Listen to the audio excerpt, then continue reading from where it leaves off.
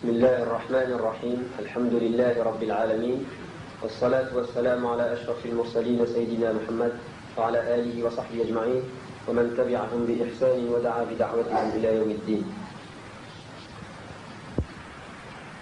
Entre la création de Adam alayhi salam et la fin du monde, il n'y a pas d'événement plus grave que la venue de Dajjal.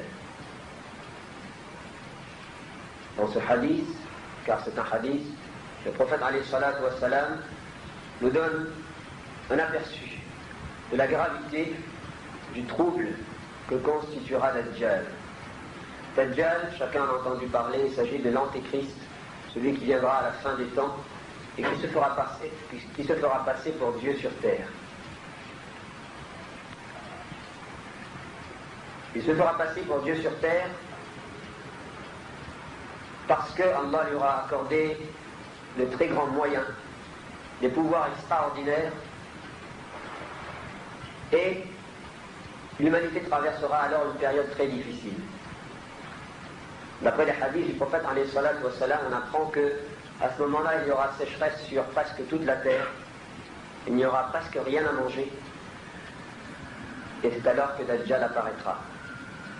Il aura avec lui une montagne de pain, il aura de l'eau à profusion, et tous ceux qui ne croiront pas en lui, tous ceux qui refuseront de croire qu'il est Dieu, seront alors dans les pires difficultés. Il n'y aura que ceux qui croiront que Dajjal est Dieu qui seront dans la facilité matérielle. Dajjal, a dit le prophète alayhi salatu wassalam, passera près de gens et il les invitera à croire qu'il est Dieu. Ces gens croiront qu'il est Dieu et Dajjal ordonnera au ciel de faire pleuvoir, la pluie tombera. Il ordonnera à la terre de faire pousser et la terre fera pousser les champs. Et ceux qui auront cru en Dajjal seront alors dans une situation financière bien meilleure que là où ils étaient auparavant. Dajjal passera près d'autres gens. À ces gens, il présentera également le fait qu'il est Dieu, il se prétendra Dieu. Ces gens refuseront de croire. Ils diront non, notre Dieu c'est Allah. Nous croyons en Allah, nous croyons au messager d'Allah, le prophète Muhammad, alayhi salatu wassalam. Dajjal s'en ira, et le lendemain, ces gens-là n'auront plus rien. Il nous est facile ici, assis ce soir dans cette salle, de décider que nous ne croirons pas en Dajjal s'il apparaît dans notre époque. Que nous refuserons de croire qu'il est Dieu, c'est facile. Mais à ce moment-là, quand il apparaîtra réellement, à ce moment-là apparaîtront ceux qui vraiment avaient une foi profonde en Allah et ceux dont la foi était chancelante.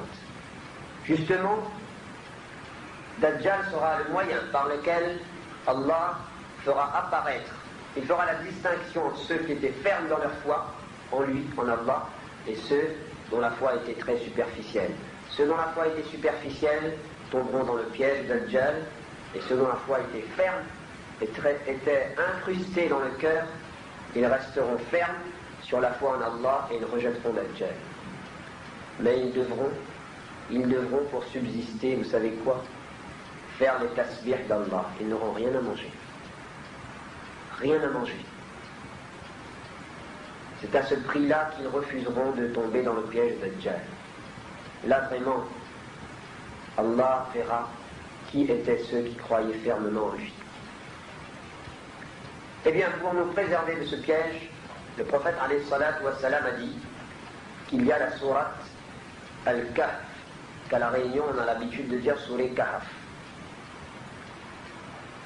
Le prophète alayhi salatu wassalam a dit que celui qui mémorise les 10 premiers versets de la sourate Al-Kahf sera préservé du trouble de Dajjal. Dans une autre version, il s'agit des 10 derniers versets. Le prophète alayhi salatu wassalam, dans un autre hadith, et c'est le hadith qui était marqué sur les affiches, il a dit, celui qui récite la sourate Al-Kahf chaque vendredi, celui qui récite la sourate Al-Kahf chaque vendredi sera préservé de tout trouble, toute fitna jusqu'à 8 jours. Et si Dajjal apparaît, il sera préservé de son trouble également. Enfin, dans un autre hadith, le prophète alayhi salatu wa salam a dit, il s'adresse à nous tous, il s'adresse à toute la communauté, et il dit, celui qui parmi vous rencontrera Dajjal, qu'il lise sur lui, c'est-à-dire qu'il lise devant lui les premiers versets de la sourate Al-Kahf. Ces versets le protégeront du piège de Dajjal. Alors le but de notre conférence ce soir, c'est de découvrir quel rapport y a-t-il entre la sourate Al-Kahf et la préservation du piège de Dajjal. Pourquoi le prophète alayhi salatu wa salam a-t-il choisi parmi les 114 sourates qui constituent le Coran, pourquoi a-t-il choisi la sourate Kahf justement? Quelle est la particularité que détient cette sourate pour permettre à celui qui la lit chaque vendredi, à celui qui mémorise quelques-uns de ces versets, ou à celui qui la lira devant Dajjal, quelle particularité cette sourate a pour le préserver du piège de Dajjal? C'est ce que nous allons tenter de découvrir ce soir. Pour cela, il me faut premièrement analyser qui sera Dajjal, et deuxièmement analyser le contenu de la sourate Al-Kahf. Dajjal, vous savez ce que ça veut dire Dajjal? Le trompeur. Le trompeur. Ce n'est pas pour rien que le prophète alayhi salatu wa salam lui a donné ce titre. Parce qu'il sera un trompeur. On appelle trompeur quelqu'un qui, en apparence, nous fait voir quelque chose, nous promet quelque chose, alors qu'en lui-même, il ne possède rien de cette chose. Et en fait, il y a trois conceptions qui existent de la vie sur Terre. Trois conceptions. Vous et moi, nous voyons que tout sur cette Terre est déterminé par un lien de cause à effet. Oui ou non? Si je mets ma main dans le feu va me brûler. Si j'ai de l'argent, je pourrai acheter des choses qui me seront utiles. Si j'ai de la puissance, cela me sera utile. Chaque fois qu'il y a une cause, il y aura l'effet. Ça, c'est ce qu'on voit.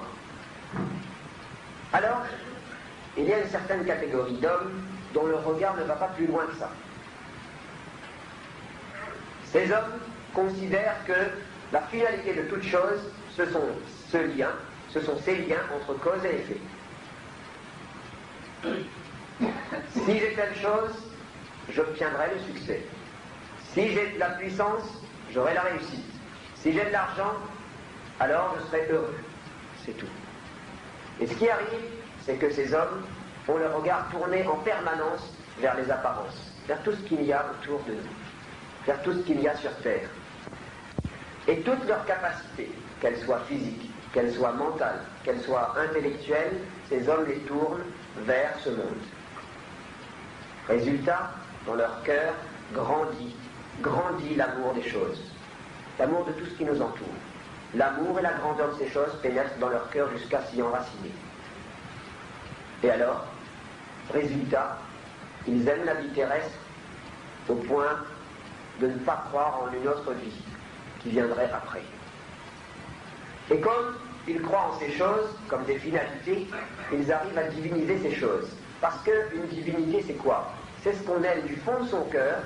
Une divinité, c'est cela, c'est ce qu'on aime du fond de son cœur, avec une grandeur pour cette chose et avec un amour démesuré pour cette chose. C'est ça la divinité. Ils en arrivent à diviniser tout ce qui les entoure.